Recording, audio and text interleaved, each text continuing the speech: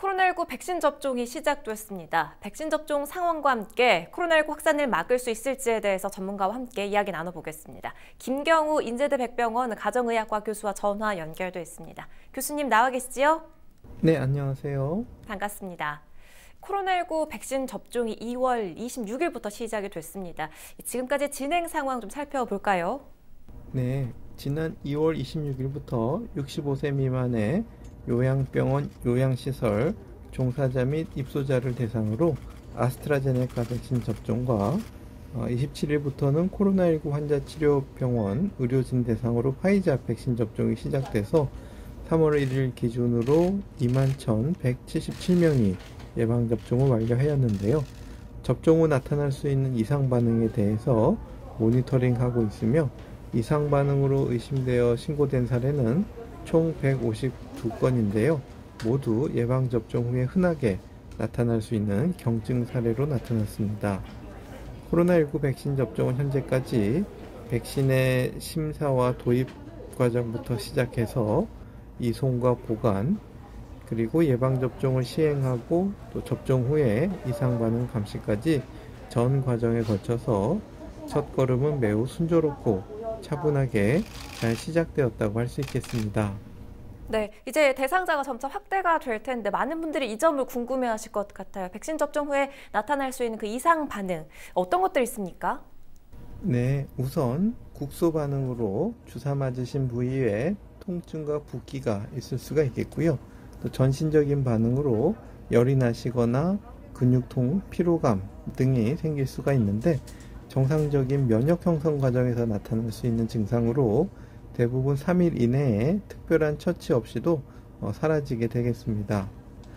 매우 드물지만 중증 이상 반응으로 아나필락시스라고 부르는 심한 알레르기 반응이 10만 명당 1명 정도의 확률로 나타날 수는 있으나 사전 준비로 적절히 처치할 수가 있겠습니다.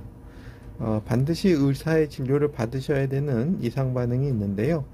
접종 후에 39도 이상의 고열이 나시거나 또 증상이 너무 심하다든지 또는 3일 이상 장시간 이상 반응이 지속되면 반드시 진료를 받아서 이것이 다른 질환에 의한 것은 아닌지 또 접종 후 중증 이상 반응은 아닌지 확인하는 것이 필요하시겠습니다. 이상 반응이 있다 하더라도 3일 후에는 사라지니까 좀 몸 상태를 잘 확인을 해보셔야 될 것 같고요. 또 백신을 맞고 나면 곧바로 마스크를 벗을 수 있을지, 백신을 맞고 난 후에 언제부터 그 효과를 좀 기대해 볼 수가 있을까요? 네, 예방접종 2차를 맞으신 후에 2주가 지난 시점부터 면역 효과가 제일 높아지기 때문에 그 전까지는 감염되실 위험과 또 감염을 남에게 전파시킬 위험이 있겠습니다. 그리고 2차 접종 후 2주가 지났다고 하더라도 낮은 확률이지만 감염 가능성이 있기 때문에 아무래도 마스크를 벗기는 어려우시겠습니다. 코로나19 예방접종을 시작했습니다마는 아직은 많은 국민들이 접종을 맞으셔서 집단 면역을 형성하기까지는 많은 일정이 남아있기 때문에 당분간 마스크 착용과 거리 두기를 잘 유지해 주셔야 될 것 같고요. 다만 예방접종을 많은 분들이 맞으시고 또 마스크 착용과 거리 두기를 잘 지켜주신다면 우리가 11월보다 더 일찍 코로나 유행을 줄이고 일상생활로 돌아가실 수 있을 것으로 예상이 됩니다.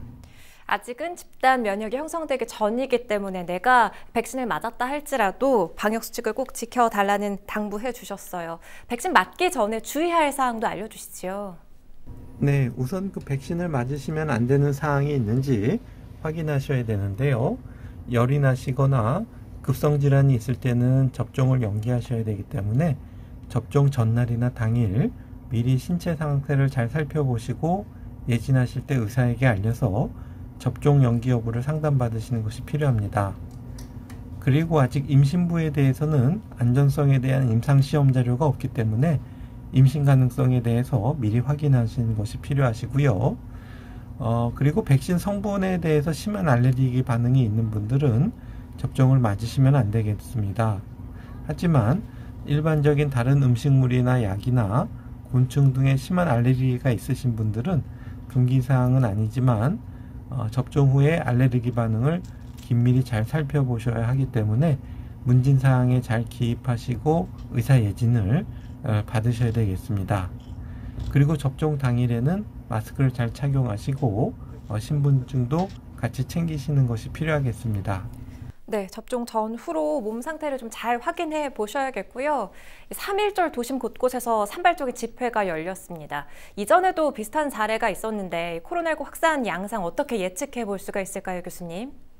네, 지난 8.15 집회 때에는 집회 참석자와 그 가족과 지인분들이 감염되셔서 650명의 관련 확진자와 12명의 사망자가 발생한 바가 있습니다.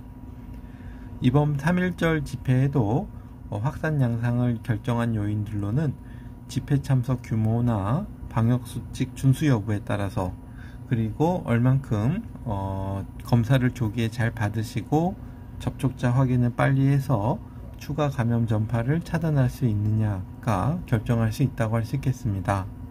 거리두기가 수도권 2단계, 비수도권 1.5단계로 완화된 지 2주가 지나고 있는 시점이고요.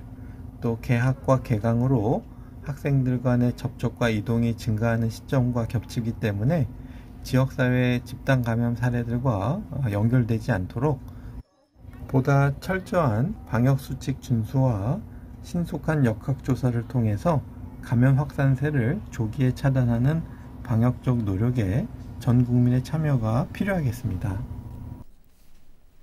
네, 교수님 말씀 여기까지 듣겠습니다. 고맙습니다.